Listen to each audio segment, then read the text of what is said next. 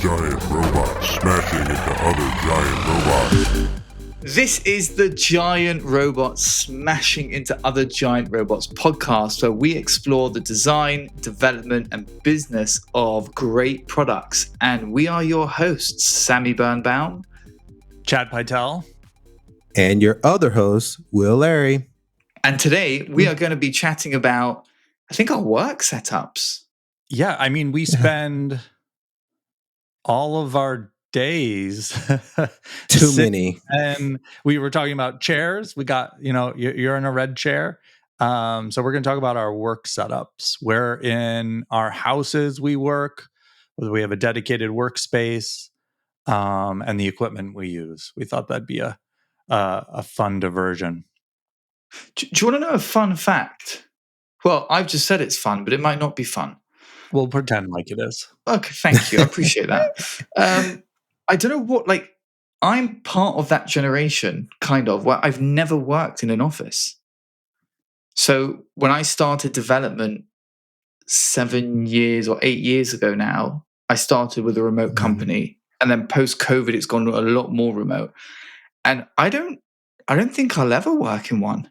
It's hard. It would be hard, especially with kids. It would be hard to get me back in the office too. So yeah, I thought about that. I didn't mind working in an office so much, but the commute, not having a commute, I think is the biggest plus for me. Either it's because I can be a little bit more productive with that time, or just getting that time back for myself. How long was your commute then? I guess you went into the Boston office. Yeah, it was between 30 and 45 minutes on the train. See, I love the office, and I kind of okay with my commute because I don't get that now. I don't get to listen to. I've had to change. I have to go on walks and stuff now, but that was my listen to podcasts, music, decompress and stuff like that after work. And I think it's the phase of life I'm in with 4 kids, under 6, and if the camera was rolling 10 minutes ago, herding them all out the door, and because they were going to stay upstairs, and then Katie was like, "There's no way. They are bouncing off the walls. You won't be able to be heard. So we got to get them out. So all right, get them dressed." It takes a good 10 to 15 minutes to get all 4 of them out the door, safely buckled up in the car seats, and then out. So yeah, I think in a couple years I may change and be on the okay, I'll go in for a couple hours and I'll be okay with that and have my 30-minute commute. Yeah, 10 to 15 minutes. That's quick. That's pretty impressive to get them out. Yeah, it's not the prettiest, and I'm not the best dad at the moment, if I have to be honest. It's let's go. It was an ugly 15 minutes. Yeah. It's hard, yeah. Summer holidays. So my kids are also all on holiday now. It's not as long as in the US. We have about 6 weeks, where I think you've got 8+ normally, summer vacation. Mm-hmm. Yeah. Yeah. But yeah, today it's I'm recording a podcast, so they're all at the local trampoline park, just jumping and using all their energy while I get to just hang out with friends, really. It's quite a good setup. There you go. I wouldn't mind. As a kid, I was okay with the longer one, but as a parent, I wouldn't mind 6 weeks as a summer break. Yeah. Well, it's very quiet in the Pytel household right now because my kids are older. They're 14 and 16. And the 14-year-old's at sleepaway camp for 3 weeks. Oh, 3 weeks. Wow. And the 16-year-old is out and about all the time, either working, he has a job and he's working a bunch of hours to try to save money, or out with friends. So he slept over at a friend's house last night. So they're making the most of the break, but it's quiet here. Yeah. What is sleepaway camp? So it's a camp with cabins and activities and everything. But you go and you sleep overnight there. Oh, okay. I thought that was like band camp or sports camp. I got you. No, this camp is a Jewish camp.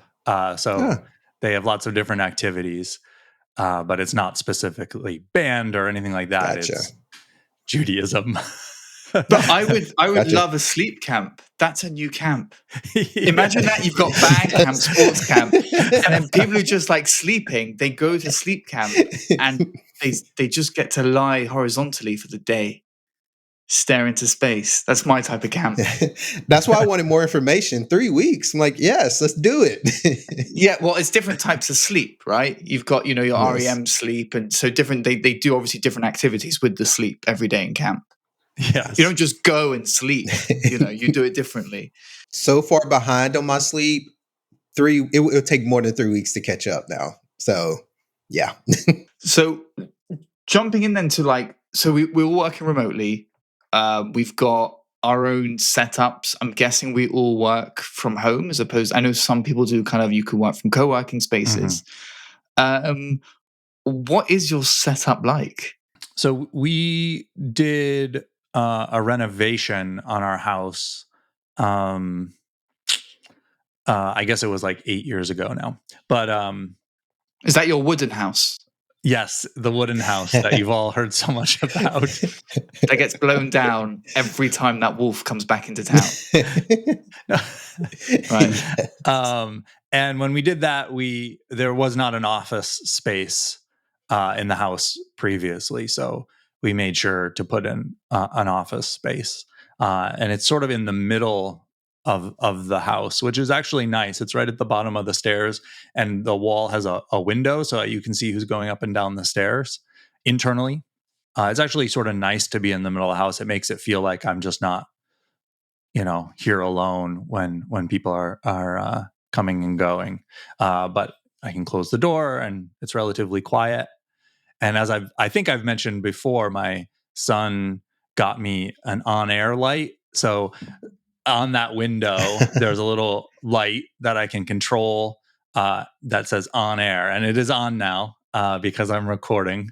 So people who are coming up and down the stairs, if they want to know if I'm recording or streaming or whatever, I have that on air light. It makes me feel very professional. And it was a really nice gift from him. I need one of those. Yeah, I was going to say that's a great idea, but if I had one, I'd just keep it on the whole time. Yes. Never turn it off. So what about you, Will? Where are you positioned? Let's do our geographical positioning. Yeah. So I live in a townhome and it's 3 floors. And so I'm on the bottom floor. It doesn't bother me that much. Especially when the kids are home, they're loud, but these headphones are probably the best investment I've made because it's noise canceling. I can't hear anything.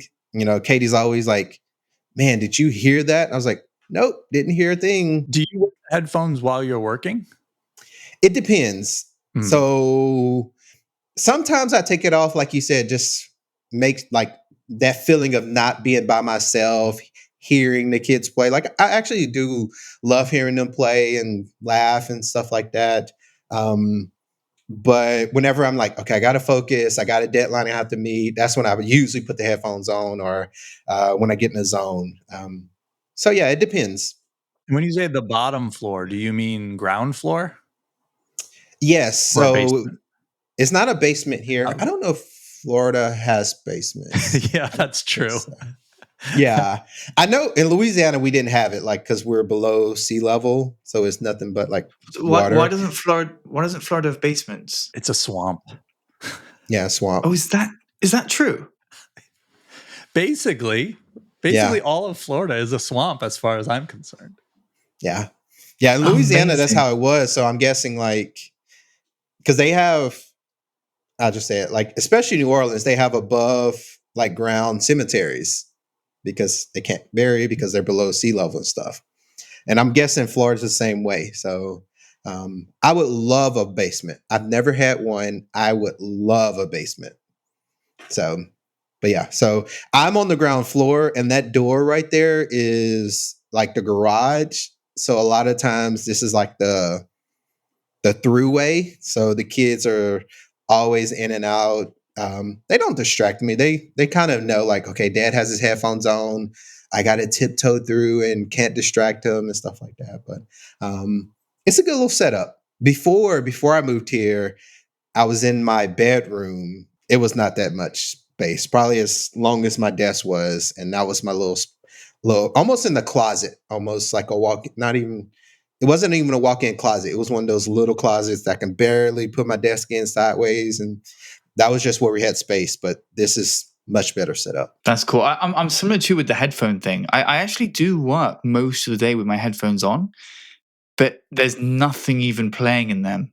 I don't know what that says about me, if that's like serial killer vibes. Like I'll have headphones on just for the noise cancelling, but like there's no music, there's no podcasts. It just kind of puts me in a zone in a weird way. And like you're saying, if noise from outside as well, it kind of cancels that all out. So it helps me to focus. Yeah, I don't like, I have sensitive ears, I guess.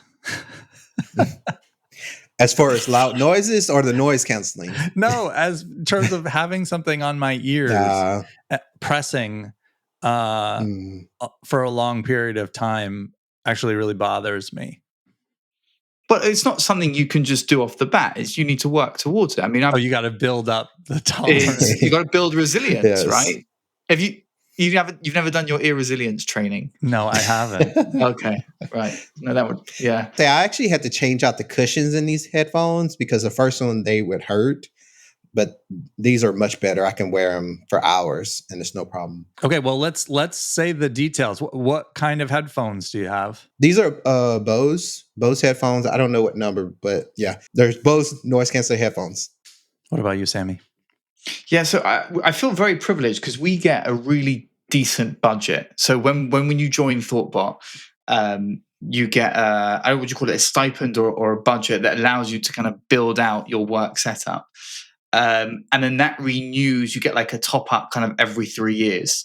So but when I first joined, I kind of got the most expensive things of everything I could get. And I'm paying the price for that now. So I had I think they're Sony MX4s. They're kind of like over-ear headphones, and they're meant to be really, really good. And they're like around the £300 mark. They might have come down. And I had those for a while, but they actually, after 2 years, they weren't charging properly. And I wasn't that impressed with them, even though the reviews were amazing. So I've tried to hit a sweet spot because I've got this theory about products that you purchase. I mean, we were talking about my glasses before we came on air. More expensive things can be more fragile and more brittle, whereas least expensive things can be poorly made, but you can hit a sweet spot in the middle where you get that like ruggedness in that product without it kind of being flimsy or too delicate. And so I went for these headphones are Soundcore. I can't remember exactly which version, but they sit around £100 mark, £120 mark. And I've actually found them to be much better and far easier to use. There's less options. There's less things you can also configure. And I like that about that. I mean, we spoke about that, Chad, when we spoke once about Jira. Like there's too many configurations. I just need my headphones to be robust, rugged, and do what they need to do. So that's why, that's the headphones I've got for the moment. Yeah. But so my headphones are actually very intentional because of my ear not wanting over ear things. So it actually took me a while to find these.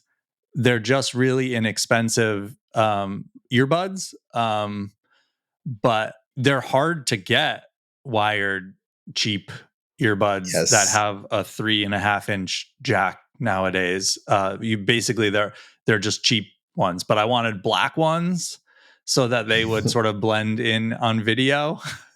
And so it took a little while. They're not special. I think they're actually Sony's, but it took me a little while to find these. So is your headphones, they don't run out of battery then? Right, they're wired. They're plugged into my microphone. That's mind blowing. I don't know what that's like. Every so often, I just get a beep, and it's like completely cuts out, and the rest of the world comes in. Wow. That's funny. You never wanted to get is it AirPods? I have AirPods Pro for running and for calls when I'm out and about, but for recording or sitting at my desk, I use these. You can run with Gotcha. AirPod Pros? Oh yeah. I actually run just with my watch, playing podcasts from my watch or Audible audiobooks from my watch, and AirPod Pros. I don't run with the phone. I had a massive problem with AirPod Pros. So I feel bad that I spoke about your ear resilience. My in-ear shape is just not. Statistically, I think there's 1 in 1,000 people, like the AirPod Pros just cannot fit the mold of their ear, and I was that person. Yeah. And I can't wear them. I even tried to buy these aftermarket upgrades that they would fit better in my ear. But one of them just kept coming out. I couldn't even imagine running with them because it would just constantly fall out.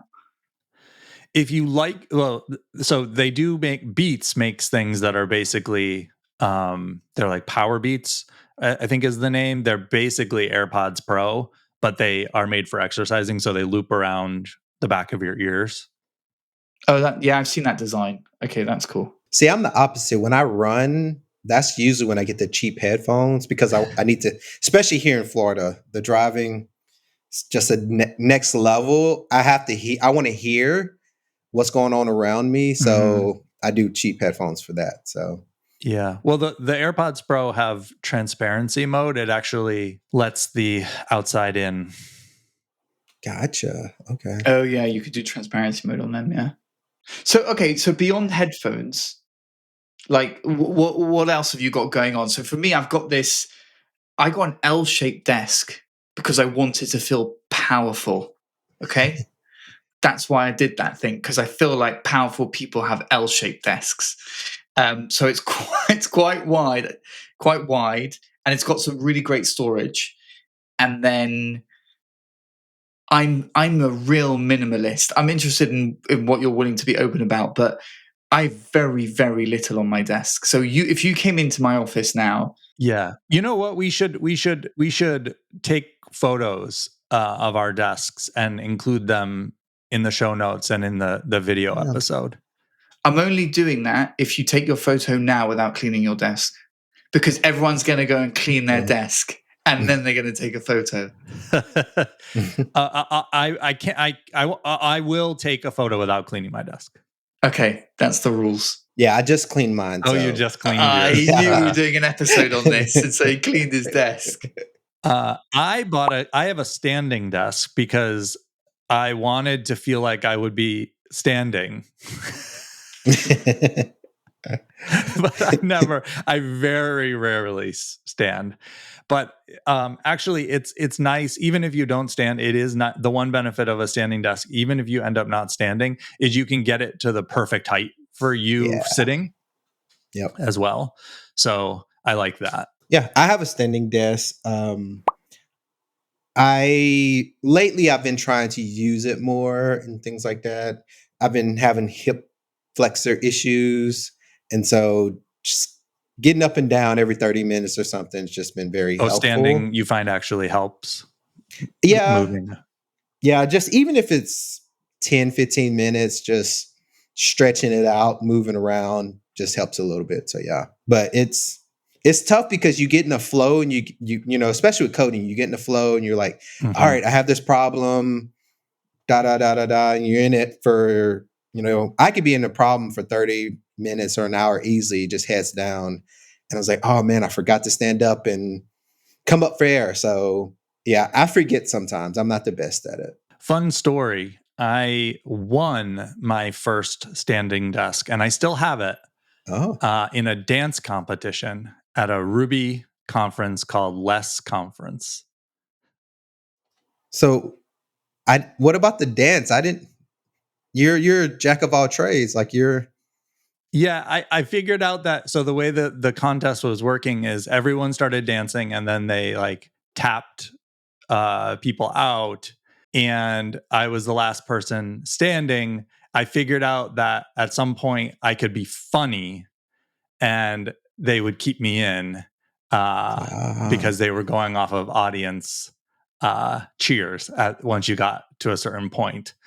And so I started to do like Lord of the Dance and dance different funny ways and stuff like that, and managed to win. Do we have video of that to put into show notes?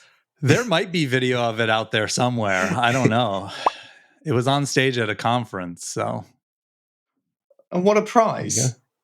Yeah. You're an it was incredible a good prize. dancer. Here's a desk. Yeah. Okay, so then beyond that, like, so my question, do you keep your desks tidy? Like, if you came into my place where I work, which I'm in the loft, so whereas you two are on ground floor, I'm actually up in the loft, and I've got like these slanted roofs as well, so it gets quite hot in here. But in general, it's probably the quietest place in the house. But like, if you came in, there's like no wires, very minimalist. So the desk is wide, but has almost nothing on it except for I've got the the trackpad and the keyboard, but all the Bluetooth. So the laptop you can't see, that's kind of stored away, and that's powering like the monitor. And I'm so minimalist, I have everything on like arms because I don't like to have things on the desk taking up space. So I've destroyed the wall behind my desk with like drilling into it and putting up arms. So the monitor sits on an arm. Yep. And it's way too heavy for the plasterboard wall that's behind it. And all the warnings said, do not put this into a plasterboard wall.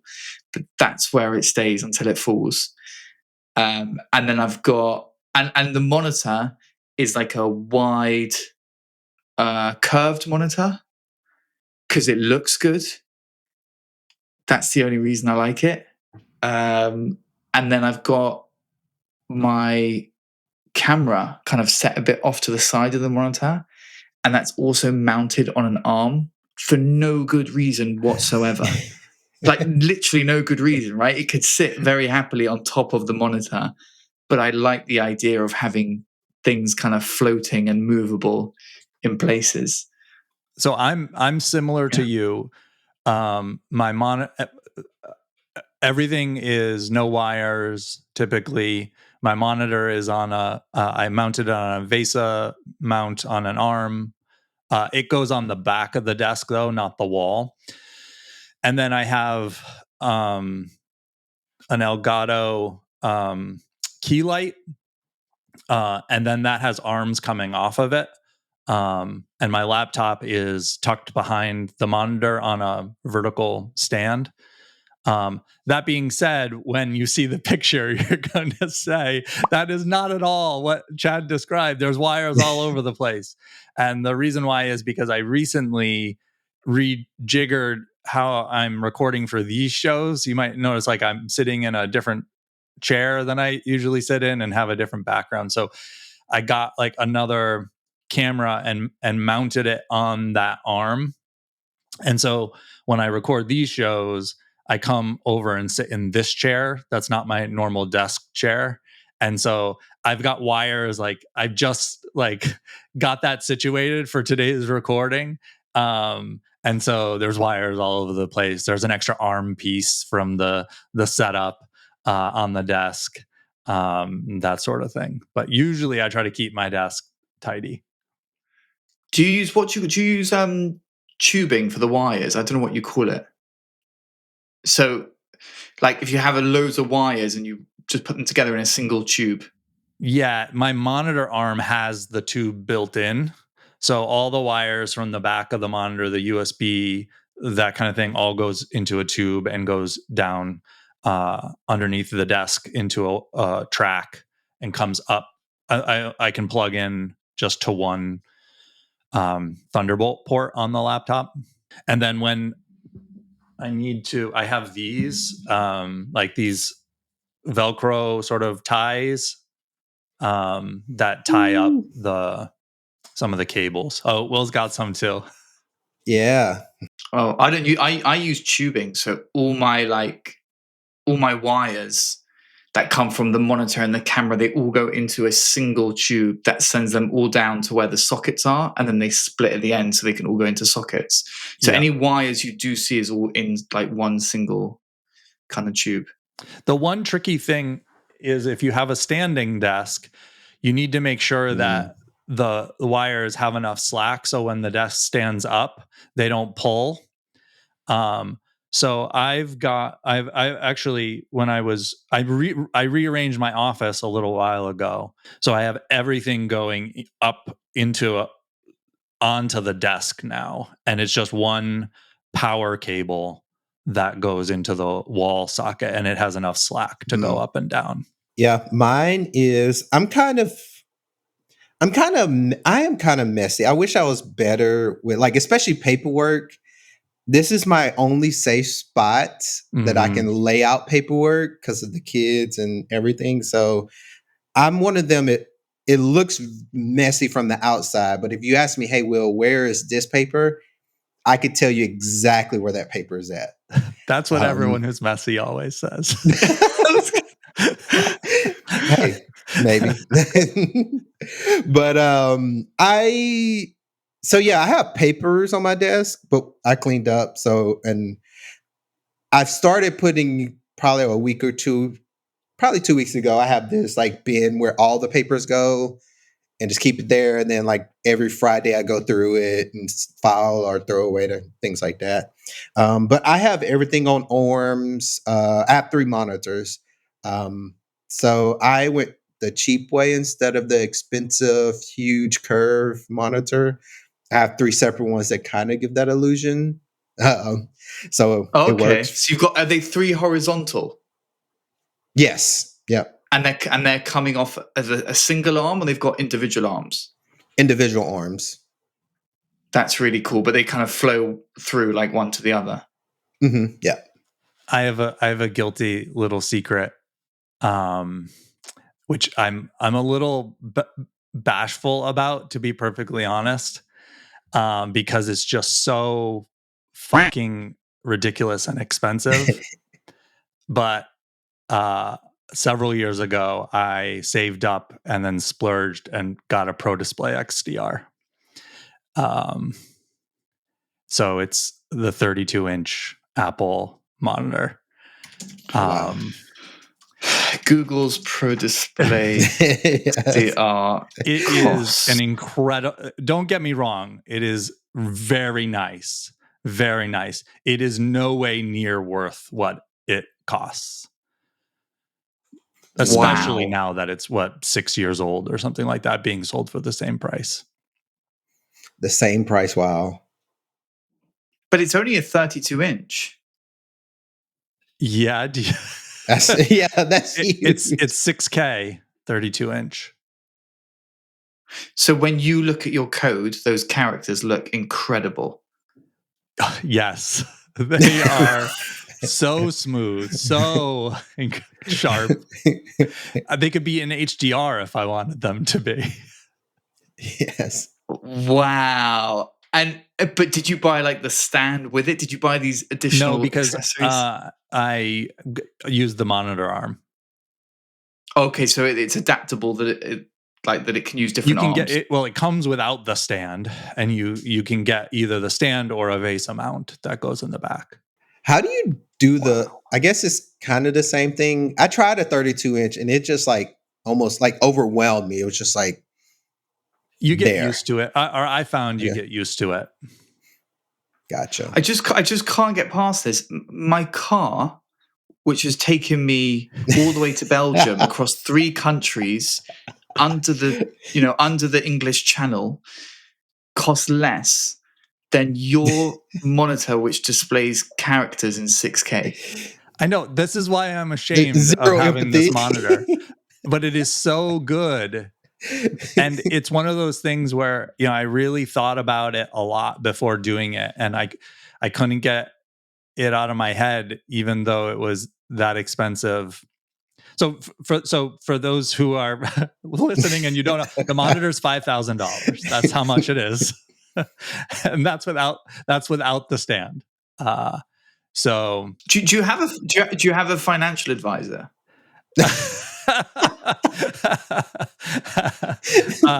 I did not ask my financial advisor.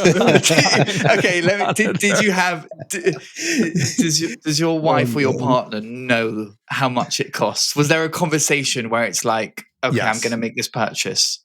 Okay, Uh-huh. and how did that conversation play out? My wife is very supportive. Well, two things. She's very supportive. I also am generally very frugal. And so she said, you never really buy yourself anything. If you really want to do this and you want to save up to do it, go ahead. You know, you could have purchased like a secondhand jet ski. Yeah.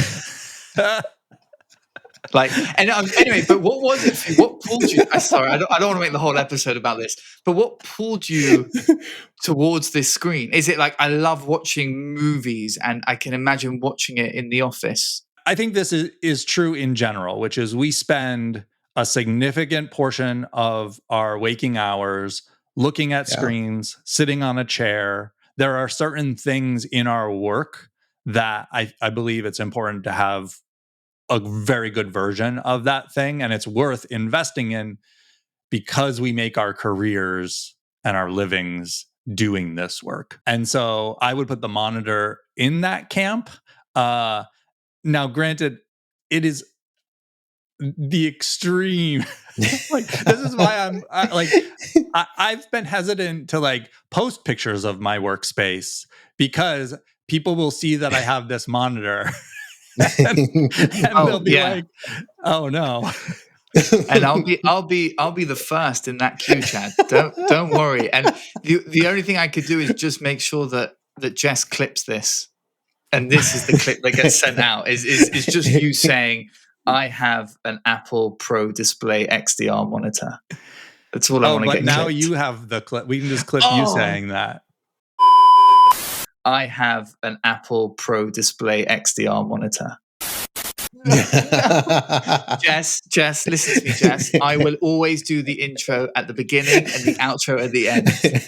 If you clip me wrongly, I will do them both in the middle in the wrong order. I don't respond well to threats. I got an L-shaped desk because I wanted to feel powerful.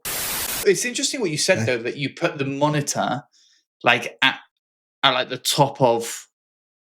Because I see the monitor. I have to justify the fact that I got the monitor. You do have to put it, yeah. I was going to say, like, my monitor is relatively, even though I've got this, it's a wide one with the curved thing, it's still like at the low end of those. So it comes in at £500. And it's really not good. Like the display, it doesn't, at one point I was questioning my own vision, right? But it does not display the color red properly. I'm certain of it. And I don't know if that's settings or how I'm using it. But some things are just a bit blurry. So I think it's really poor quality. But I didn't put that at the top of like what is important in terms of like the workspace. I kind of focused more on my L-shaped desk. Mm-hmm. What about your chair? Would you put your chair in that? My chair is up there, but you can't be spending $1,000 on a chair, Chad. Please tell me you haven't done that. I've almost spent it's the one chair that's out there is close to 2,000, and I thought about it. Mm-hmm. I thought about it. It's like the creme de la creme. It's like the chair. What's it called? Yes. Because there's a really expensive one that people have. I know other people have talked about. In our team, it's that chair. Yeah. So I have a Steelcase Leap, which that is what we had in all of the thoughtbot offices when we had offices. So when we shut down the offices, everyone who worked in them was able to take their chairs. Chad, that's not a chair, Chad. What? The Steelcase Leap. It's not a chair? It's valued at the value of a car. That's really high quality, right? No, isn't it like $1,000? It's my framework for pricing things all over the place. Because like my monitor was £500 and my chair was £120. Mm-hmm. But does it make it? Can you tell the difference? Is that a silly question? I can tell. I can tell the difference between. I can't. I've never sat in your chair, but I will say that having these high quality sort of office level chairs, they last a long time and they stay comfortable a long time. And the cheaper chairs that I've gotten in the past don't stay comfortable for as long. Herman Miller is the chair that I was talking about. Yeah. Was it the Aeron? Yeah. That's the one. Did they used to have those though in the London office? Do you know? Yes, the London office had Aerons. Yeah. That's why. Okay, so some people managed to steal them, and I use that word importantly from the London office. I actually don't like the Aeron because I found that it, like, you sink down and it has the hard bar in the front of it, and for me sitting in that for a long period of time, that bar dug into the back of my legs. Oh, I see. It's got that bar underneath. Mm-hmm. That would mess with me too. When we were building out the offices and deciding what chairs we got, we actually tried multiple chairs out to because we want to get the same chair for convenience. But so we had a few different test chairs in, and we had different people sit in them to try to find the one that was best for most people. And then what are you using? So I power everything off a MacBook Pro. And are you both doing the same thing, or have you got, because they do that mini computer, don't they, Apple? Yeah, but I have a MacBook Pro, yeah. Yeah, same. And have you gone like mechanical keyboards, like custom keyboards? Because people go full on with, like, I mean, I'm just on this thing, right? Yeah, we have the same one. Yeah. I'm on that as well. Okay. I have a custom. I have a dactyl menu form. Let me see if I can pull it up. Whoa. Okay. So, yeah. That's like a spaceship. That's half of it? Or is that the whole thing? It's a half of it. So, yeah, it's a split keyboard. That was the one thing it wasn't that much. I built it. I bought it. Somebody 3D printed it and I built the rest of it. But I wanted that split keyboard because of my shoulders. Mm-hmm. Can be like, like a goalpost. So I've never used a keyboard like that, but I've shied away from keyboards with a lot of travel on the keys. And the shape of the keyboard that Sami and I both use also doesn't tilt your wrists up. I was for several years I was really having a lot of wrist and finger pain using different keyboards, and so eventually switched to the Apple keyboard, and it just fits much better for my hands, and those problems went away. I also stopped using a mouse and switched to a trackpad instead. See, I had the opposite. The curve of this keyboard, and then I have like the little pad that my wrist goes on. That made a huge difference for me. And now when I travel, I go to the smaller Apple keyboard. And it's weird because I can't feel it the same way. Because here, because it's curved, I know exactly which key I'm on. And I can customize it, do shortcuts and everything with the keyboard. So it's helped my wrist pain. That was the main reason I got it, because the wrist pain. But it has a lot of pros other than that. You can go, and I realized this with keyboards, custom keyboards, you can go down a rabbit trail really quickly. Yeah. Sort of along the lines of what I was saying before, like I think it's okay because this is what we do. It's sort of like, I think it's okay to show care for the things you work with every day, the things that you get your living from. But also don't take it for, if you're getting pain while you're working or that kind of thing, like don't take it for granted. Like you should seek out different setups, different ways of working, different positioning for your hands. because it's only going to get worse if you let it continue, in my experience. Yeah. So you said that you're also using this trackpad. Yeah. Chad, the what's this called? Magic trackpad? Yeah. I appreciate that we both have the black versions of them too.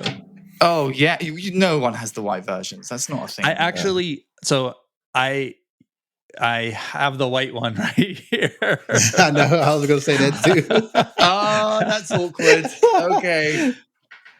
Oh, I didn't know they had a black one. I would have got the black one. I mentioned that I have this recording set up now, so I have a little side table with the small one and this over here. So it's still connected to my main computer. It's all being driven off my main computer, but it's a little side table. Can you see your main computer from where you are? Because in my head, you're sitting on like a couch.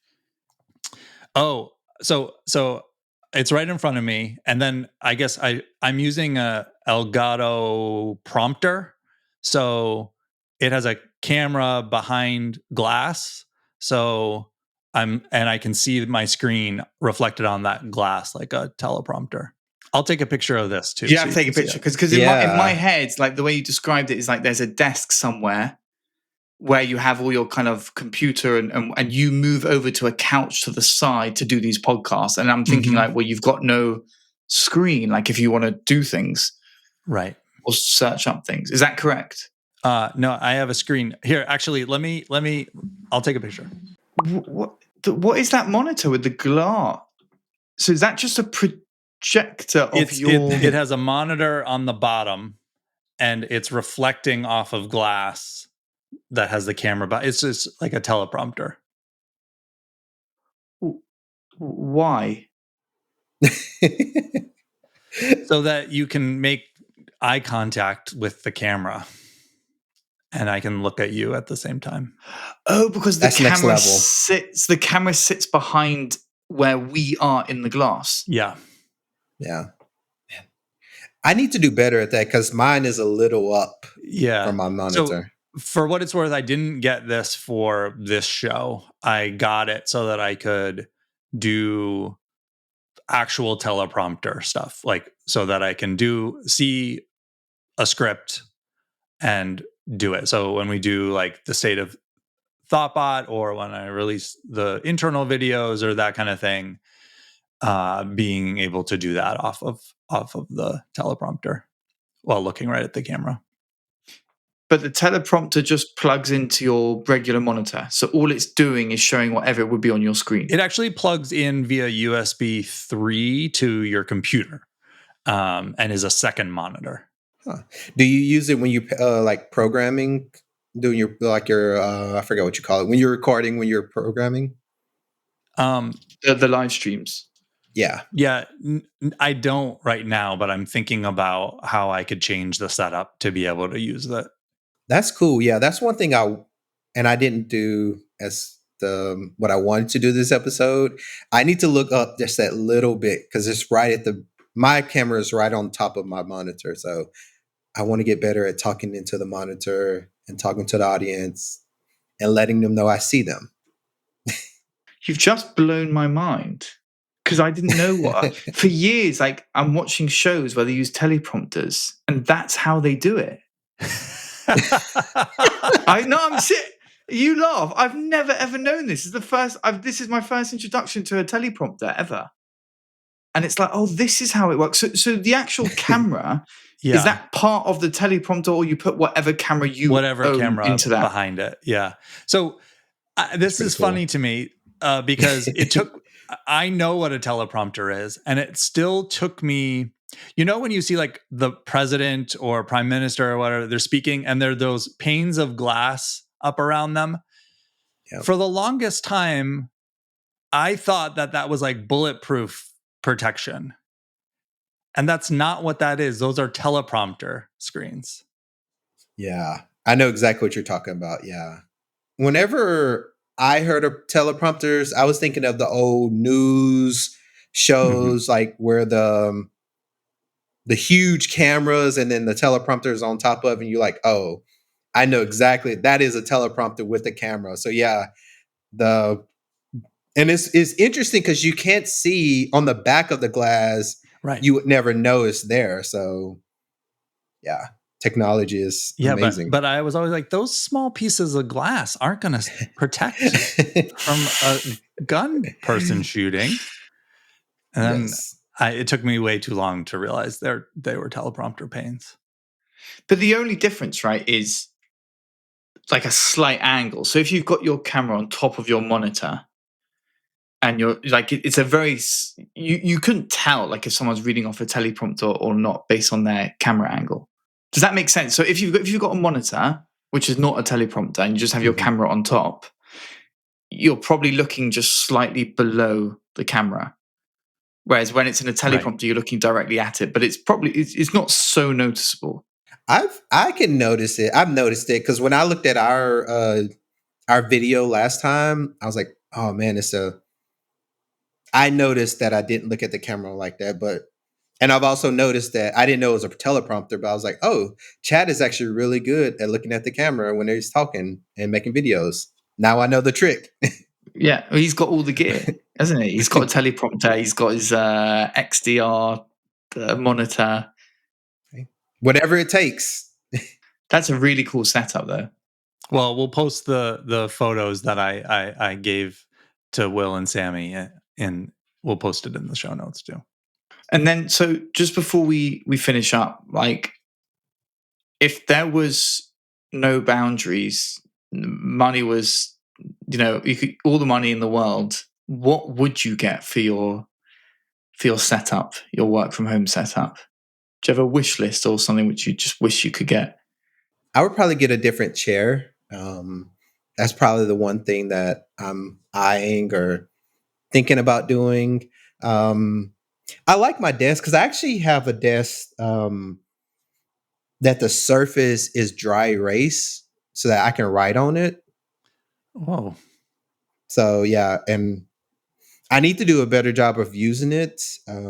But I used not just the regular dry erase, but the wet erase to where you have to wet it to, and yeah. So I don't know. So that's how it doesn't smudge once it dries. Yeah. Yep. Yeah. So I don't know what I would do differently besides the chair.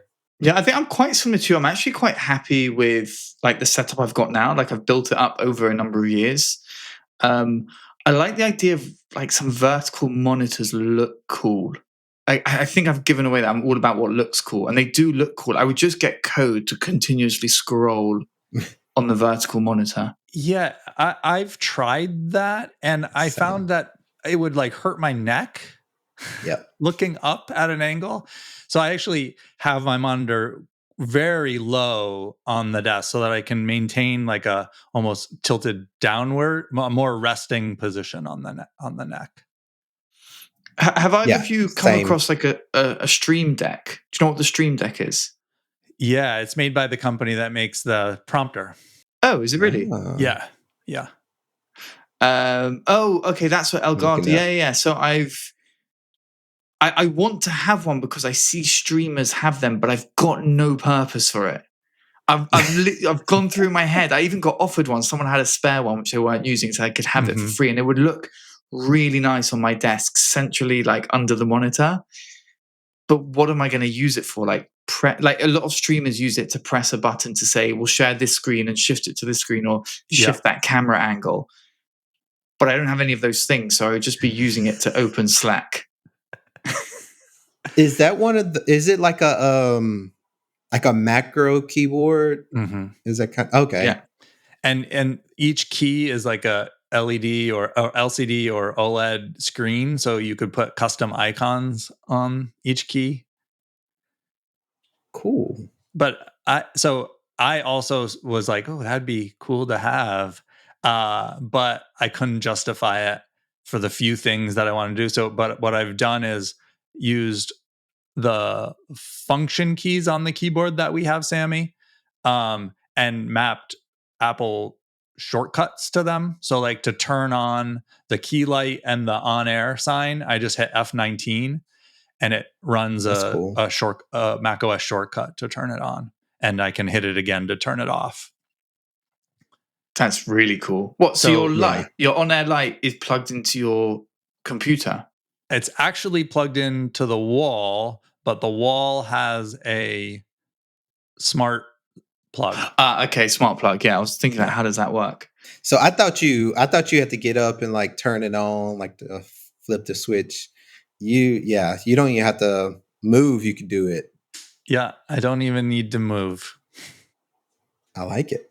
I'm guessing there's a way to set it up to where your calendar. So what I actually did, and it broke, so I haven't fixed it. But for a long time, I had it so that there was a script running on my computer, and it would check to see whether the webcam was on. And if the webcam was on, it would turn the light on. And if the webcam was off, it would turn the light off. Yep. That's awesome. But it broke, and I haven't had a chance to fix it yet. Yeah. But I felt really cool when I had it going. Yes. I've run into that, like, oh man, I have this nice setup, and it's like, I don't need to spend a lot of time on that. It's a nice to have. And I need to go back and like learning the keyboard shortcuts. I'm like, it's a nice to have. I want to do it, but it takes time to debug it, figure out what broke. Do you know what broke it, or you have to go debug it? Oh, I remember what broke. I was having a ton of audio issues on my computer. And it was something to do with something that was installed, whatever. So I ended up needing to I tried a lot of things to fix it. Nothing was working. So I ended up doing a complete reformat. And when I did that, I never set that back up because it was sort of held together with duct tape at the time. Those are the best ones. Also, I couldn't be sure that it wasn't the thing that was causing the audio problems. Because it was every minute checking all the interfaces on the computer to see whether the webcam was on. Oh, wow. Yeah. Look, that was really interesting chat. Like you said, we'll get the pictures up and then everyone can kind of troll us or leave us nice comments about how they really appreciate our setups. You can subscribe to the show and find notes for this episode. You can see I'm not doing it on a teleprompter. I know. That's terrible. Yeah, I've got it right here in front of me. GiantRobots.fm. No, I can't tell. It's blown my mind. I'm going to look at the world in a different way now. Every time I watch something on TV, it's going to be like, is that through a teleprompter or not? If you have questions or comments, email us at hosts@giantrobots.fm. You can find me mainly on LinkedIn, on my own personal website, samibirnbaum.com. Chad, where can you be found? You can find me on Mastodon at cpytel@thoughtbot.social. And Will? I'm going to go LinkedIn, William Larry. Nice. This podcast is brought to you by Thoughtbot. Thanks for listening. See you next time.